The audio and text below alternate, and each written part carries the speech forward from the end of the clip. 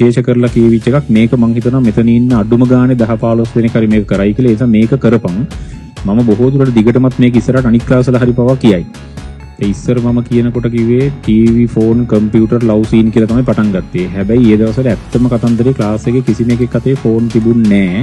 ඒකෙන් අදහස් කරේ තියෙන්න ඇති ඒක කොහෙටද දැන් මගේ ක්ලාස් එකේ උන් කියන්නේ මම කියන දේ අහන උන්නේ. ඒකට ඒම උන් ටික කවුරුත් එක පාවිච්චි කරේ නැහැ කොහෙත්ම. උන් ඒක සම්පූර්ණයෙන් කියන එක ඇත්ත දේවත් වෙන සලකගෙන ඇත්තටම ෆෝන් එක අයින් කළා දඩ සීන් ගොඩක් වුණා. මම කලින් කියලාත් ඇති.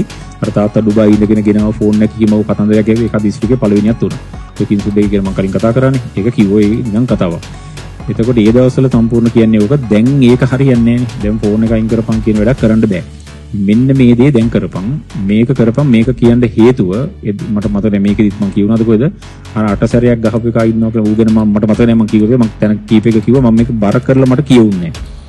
අර MCQ 8 සැරයක් ගහපු එකේ කින්න කතාව මම දැන් කිව්වනේ. ඉස්සෙල්ලා කිව්වනේ ඒක. වැඩ කරන එක කියලා මම අර උගේ පොත උඹලට පෙන්වන්නේ නැද්ද කොහෙද? මම අර අනික් ක්ලාස් වල නම් පෙන්වනවා. අර මෝනින් ගණන් පොතයි අනම්මනම් පිළිවෙලට වැඩ කරන. ඒකට මම කෝල් කීපයක් ගත්තෝ කලින් මේක මෙතන කියන්න ඇති කතාව. කිව්වත් නැතත් ඒ ගත්තම කිසිම දවසක එදා තුනයි ඒක නේ හැබැයි. එදා උනානේ මම කිව්වේ පස්සේ ගණී කියලා ගත්තේ නැහැ. එහෙම වුණානේ. හව් ඒ කතාවනේ.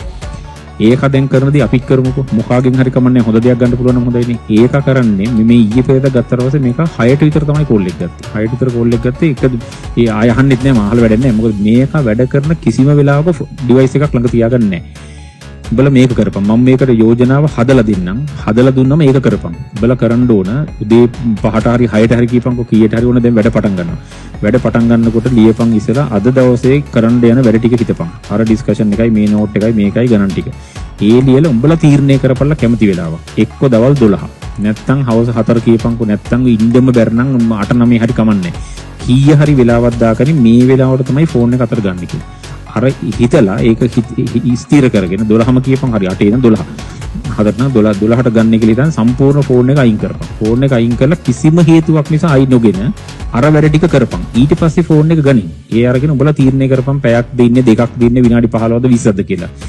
ඒක නීති දැම්මොත් ඕක කරන්න බෑනේ. ඒක හදලා ඊට පස්සේ ඒක පැයම කියපන් ඕන පැයක් දුන්නොත් නම් කියලා වෙනවා. පැයක්ම ෆෝන් එක පාවිච්චි කරලා ඊට පස්සේ ආයි තීරණයක් ගනින් ආයි එකේ ඉඳන් හවස 7 වෙනකන් ගන්න නැහැ කියලා.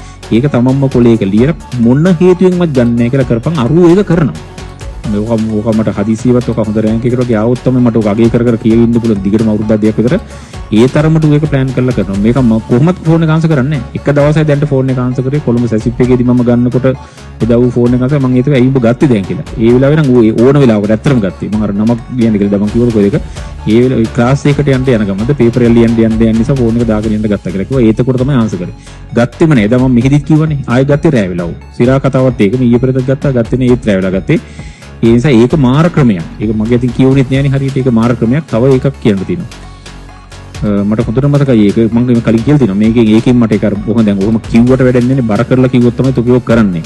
කින්සුඩ්ඩගේ හිටියගේ මොකද මම කිව්වේ මොකද සංජය කියලා එකගේ නම දිස්ත්‍රික්කේ දෙවිනියා විච් එක. ඕකට දවසක් අහම්බෙන් කතාවක් දෙන්න සිදු වුණා මොකක් හරි හේතුවකට. මම දන්නේ හේතුව මොකක් හරි හේතුව කියනවා පරණ කතාවක්. ඕක මම කලින් මේ කියලා තියෙනවා.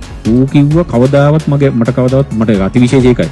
සාමාන්‍ය මගින් පාස් වෙච්ච කිසිම එකෙක් ඒ දවස්වල ෆෝන් පාවිච්චි කරේ නැහැ කියන එක ස්ථීරම කරලා කියනවා. ඇත්ත තමයි. ඒකින්ම තමයි ගොඩ ගියේ කියලා ඒක අහන්න දෙයක්වත් නැහැ. මම මගුලක් එක්ක එල්ල ජීවිතේ වැඩක් කරන්න බෑනේ. අර කයිදා කතාවේදී දස් ගලගත් කටට කිව්වා මම ෆෝන් එක පාවිච්චි කරා. මම පාවිච්චි කරා කියලා කිව්වේ ඉස්කෝලේ හැමදාම ෆෝන් එක ගෙනාවා කිව්වා. ඉස්කෝලේ එනකොට හැමදාම ෆෝන් එක ගෙනාවා. ගෙදර ගිහින් කිසිම දවසක ෆෝන් එක ඔන් කරේ නැහැ කිව්වා. ඔය ඌ කියපු කතාව. ඒක ඇත්ත නැත්ත වෙන්න බෑ.